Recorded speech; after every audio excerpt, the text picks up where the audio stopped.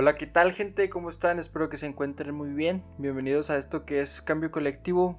Hoy estrenando una nueva sección que se llama Revolución Sofá.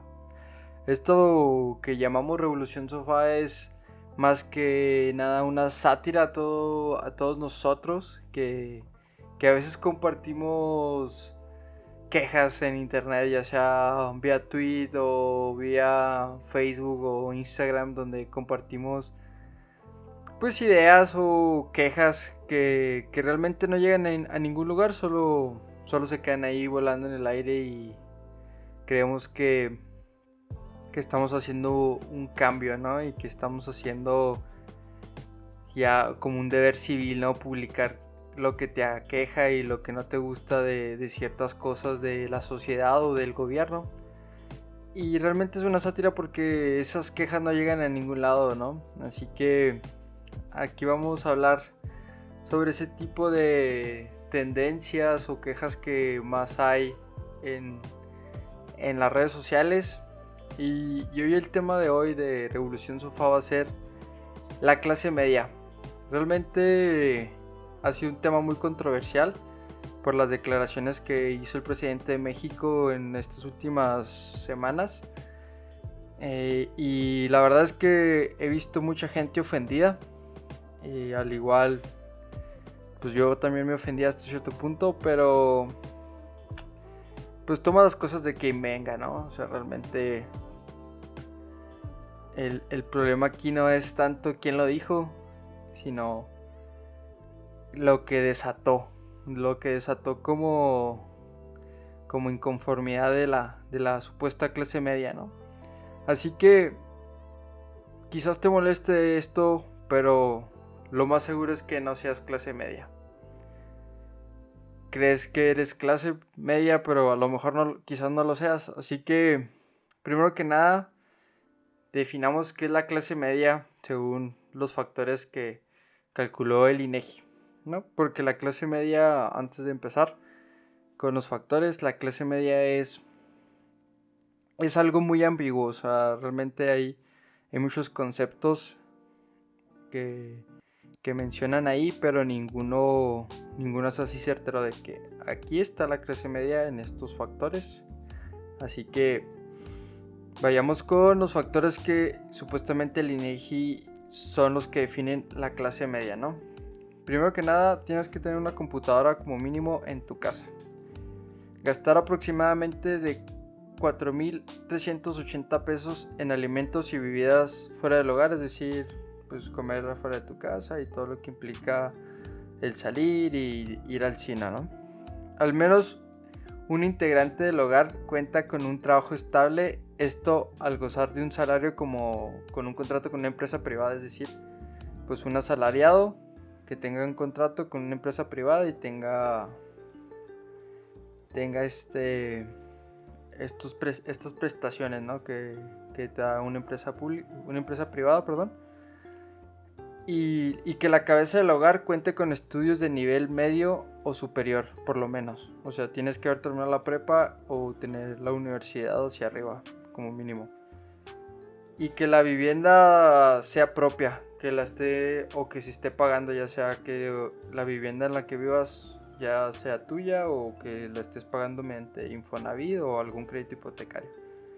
Y también hay un factor que también lo mencionan, que es que se abone mensualmente un aproximado de 1,600 pesos a una tarjeta de crédito. Que tengas un gasto en tarjetas de crédito de 1,600 pesos, ¿no? Estos son los factores que define el INE, ¿no? Para poderte considerar de clase media. También la OCDE define que la clase media es la que se percibe entre el 75 al 200% de la media de ingresos a nivel nacional. Es decir, la media nacional en México es de 7,128 pesos, ¿no? Y para poderte considerar clase media, tienes que tener un ingreso de 5,346 pesos como mínimo o ya como máximo de 14,256. Si estás en ese rango, eres clase mediero. Así que, pues está interesante.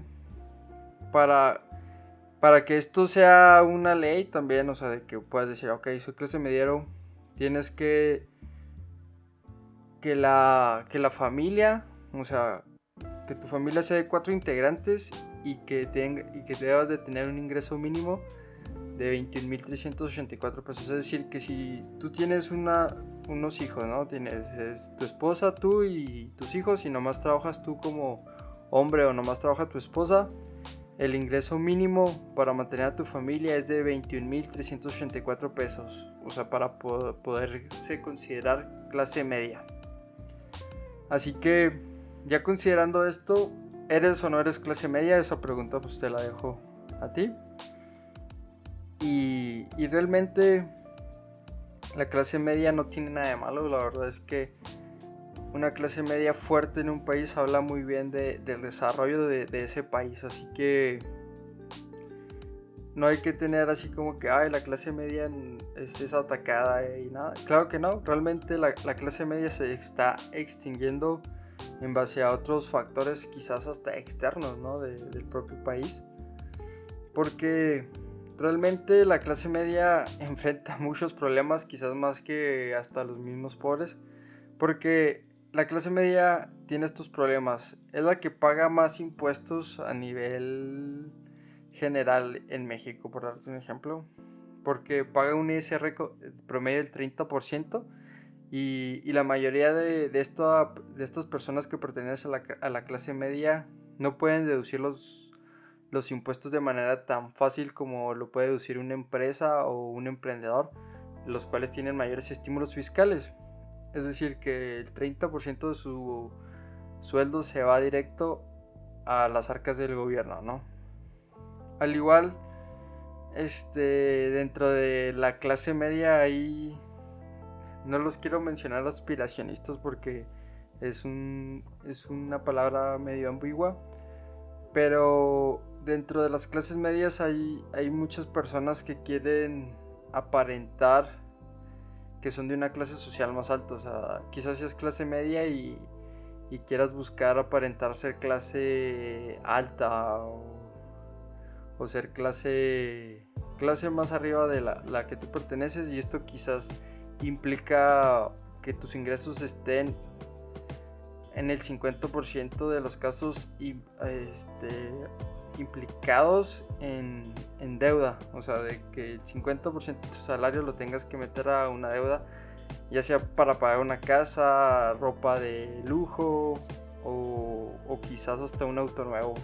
Así que los problemas que enfrenta la clase media a veces son muchas finanzas insanas, hasta cierto punto que no tienen una ecuación financiera adecuada. Y también el problema que está haciendo que la clase media se extinga es que la mayoría de las personas que pertenecen a la clase media son asalariados y los cuales trabajan en empresas privadas o en gobierno, y cada vez vamos evolucionando y el futuro va avanzando y cada vez hay más automatización de los procesos y cada vez hay más sobreoferta de empleos capacitados o profesionistas, por decirlo así. Y que esto que provoca que los sueldos de la clase media se mantengan estancados año con año. O sea, realmente no crecen con la inflación porque hay una sobreoferta de mano de obra capacitada y cada vez se contrata menos gente porque hay más automatización de los procesos. De hecho, hay una estadística muy certera sobre eso, que los profesionistas de esta época tienen que tener 3 trabajos para poder percibir lo que percibía un profesionista hace 15 años. O sea, está impactante, ¿no? Al igual, la clase media ha caído mucho en la mentira que la educación superior va a asegurar tu futuro financiero. Y volvemos a lo mismo, cada vez hay más sobreoferta de empleados sobrecapacitados, de profesionistas. Y a veces pasa que por esta mentira o de que la educación asegura tu futuro financiero, ves jóvenes estudiando carreras que realmente no les apasionan, ves doctores que maltratan pacientes porque realmente no les apasiona su carrera, sino que se fueron con la idea de que estudiar medicina o derecho se les iba a ir bien porque en su momento a los doctores y a los abogados y a los ingenieros les iba muy bien, pero ya ahora es de dudarse, ¿no? Realmente no les va muy bien y ya caemos en un bucle de que pues haces lo que no te apasiona con un sueldo miserable y empieza esto de la depresión y la ansiedad de conformarte con un salario que no te hace llegar ni a fin de mes. Es complejo, así que este es uno de los problemas que tenemos como clase media, ¿no? Así que estos son los problemas que aquejan a la clase media. ¿Y cuáles son y cómo lo definimos? Hay un tema que se llama movilidad social, que me vi en la necesidad de tocarlo porque muchas veces esto no lo desconocemos, ¿no? Que es la movilidad socioeconómica, que es la capacidad que tenemos como sociedad de movernos en las clases sociales, ya sea clase baja, clase media a clase alta, ¿no? Ir brincando y dar estos pasitos. Y realmente esto es muy complejo en México porque vemos que la clase baja, el 52% de las personas que nacen en clase baja, toda su vida se van a quedar ahí en clase baja, realmente no van a brincar ni a clase media o aspirar a algo más, siempre van a estar ahí en ese círculo y se va generando cada vez más pobreza, por ende, ¿no? Al igual, la movilidad que tiene la clase media también es realmente baja, es de preocuparse. Ronda entre el 8%, es decir que 8 de cada 100 personas van a brincar quizás a clase alta. O sea, es relativamente muy pocas personas. Al igual, hay un porcentaje como el 50 o 70% de que la clase media siempre va a ser clase media. Pero cada vez vemos que la clase media es más atacada y más endeudada y pues se van reduciendo las personas que permanecen ahí. De hecho es más fácil brincar de clase media a clase baja en una crisis puedes pasar de clase media a clase baja y ya nunca volverte a recuperar en tu vida. Así que está triste el panorama. Así que, ¿cómo podemos aumentar la movilidad socioeconómica? ¿Cómo la podemos aumentar? Hay una relación positiva directa entre la desigualdad económica y la inmovilidad social. Es decir, que entre mayor desigualdad hay menos movilidad entre las clases. Y esto hay una curva muy interesante que se llama la curva del Gran Gatsby, relacionada con la novela del Gran Gatsby. Y esto indica que la igualdad de riqueza es igual a la igualdad de oportunidades y que van de la mano. Entre mayores oportunidades tengan todos, va a haber mayor riqueza. Así que esto es una forma de aumentar la movilidad y por ende aumentar y reducir aumentar la riqueza y reducir la pobreza. ¿Y cómo generamos la igualdad de riqueza y la igualdad de oportunidades? Existe algo llamado una idea llamada, o es una teoría, que se llama democratización de las fuentes de riqueza. Es decir, que todos tengamos las mismas posibilidades de acceder a las mismas oportunidades económicas. Por ejemplo, en el sistema actual está concentrada las fuentes de riqueza están concentradas en minorías. ¿Cuáles son estas minorías? Pues realmente son los bancos, el gobierno, son los que tienen esta control total de la riqueza, ¿no? Y que solo permite a ciertas personas acceder a ella, o sea, realmente, y se vuelve así como que un círculo vicioso donde nomás los mismos tienen acceso a la riqueza y los mismos, y esto perpetúa que los de la base de la pirámide de las clases no tengan acceso a esa riqueza, ¿no? Y por ende tengamos menor movilidad social. Es decir, que solo le prestan al rico y el pobre lo dejan olvidado, o sea, no le prestan nada. En México existe un poco de esto, así como que una embarradita tiene un poco lo que es el sistema de Infonavit o Foviste, del cual les presta dinero o son créditos hipotecarios, en pocas palabras son créditos hipotecarios para que son financiados por el gobierno. O sea, realmente tú le pagas al gobierno el préstamo de tu casa. Pero son abusivos porque pagas muchos intereses más que a veces que en el banco. Así que está de pensarse. Al igual, otro ejemplo de la democratización de la economía es donde los dueños de las empresas le dan la parte equitativa de las acciones a sus empleados, ¿no? Con el fin de que la riqueza que generan los empleados, porque los empleados son los que generan la riqueza dentro de las empresas, no el dueño, la riqueza sea más uniforme dentro de, no que la riqueza solo se quede entre los directivos o dueños de la empresa, ¿no? Así que dirán, oye, pero si ya existe eso, Dan. O sea, realmente ya existen las utilidades y en la máquina te pagan las utilidades. Sí, pero hay otras muchísimas más empresas donde realmente para no entregar utilidades invierten en otras cosas que a veces ni funcionan para generar más empleo o ser más productivos en la empresa. Realmente solo de que, ¿sabes qué? Pues tenemos estas utilidades y si no nos los gastamos, pues vamos a tener que entregárselos a los empleados por ley. ¿Qué hacemos? No, pues sabes que pues el jefe quiere invertirlo en acciones de otra empresa y hacemos huecos fiscales y todo, y buscan la manera de gastarse ese dinero para no entregárselo a la empresa y al igual pues no pagar tantos impuestos y no pagarle utilidades a los empleados.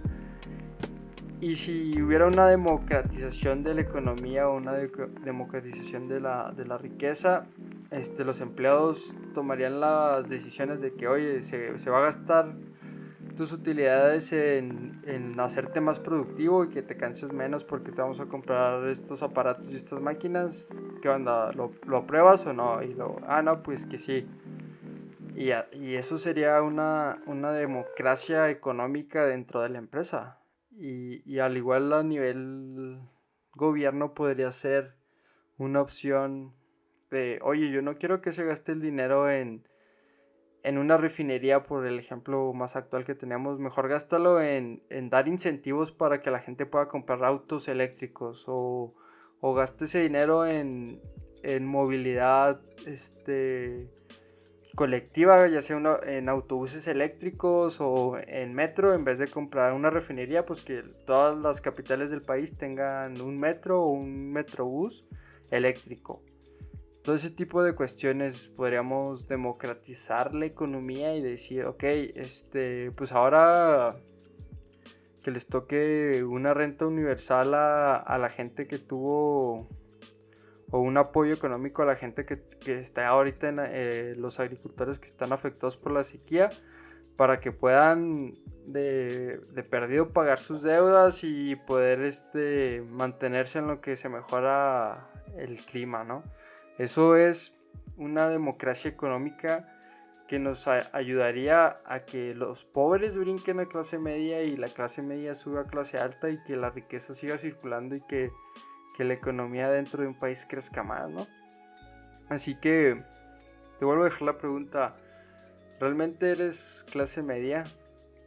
Y si quieres aspirar a subir de puesto o de clase, quizás estés determinado toda tu vida a permanecer ahí. O sea, hay cosas más grandes que tú que te van a dejar ahí. Y no romantices el sacrificio, porque vivimos ahora en una positividad tóxica donde no, el pobre es pobre porque quiere, o échale ganas, carnal, tú te puedes comprar lo que tú quieras y si le echas ganas y todo. No, realmente hay cosas más grandes que determinan dónde vas a estar en un futuro. Así que no te frustres, carnal, sé feliz. Disfruta lo que tienes ahora, disfruta lo que eres y no te frustres. O sea, realmente que no te dé ansiedad a lo mejor no llegar a las metas que tienen los demás. Cumple tus propias metas y échale ganas. De allá, para terminar este podcast, Pues bienvenidos a esta nueva sección de Revolución Sofá. La verdad, es una idea nueva y vamos a estar juzgando o analizando más bien esas quejas que vemos como nosotros estamos generando una revolución desde mi sillón, desde la comunidad de mi privilegio para mejorar mi ambiente. Y realmente nada, pues todas esas quejas se quedan ahí en el aire, en Twitter o en Facebook, ¿no? Así que nos vemos en el siguiente capítulo de Revolución Sofá y espero que les guste este contenido. Dale like, compártelo y suscríbanse al canal, y los veo ahí en Spotify y en Instagram y en Facebook. Hasta luego.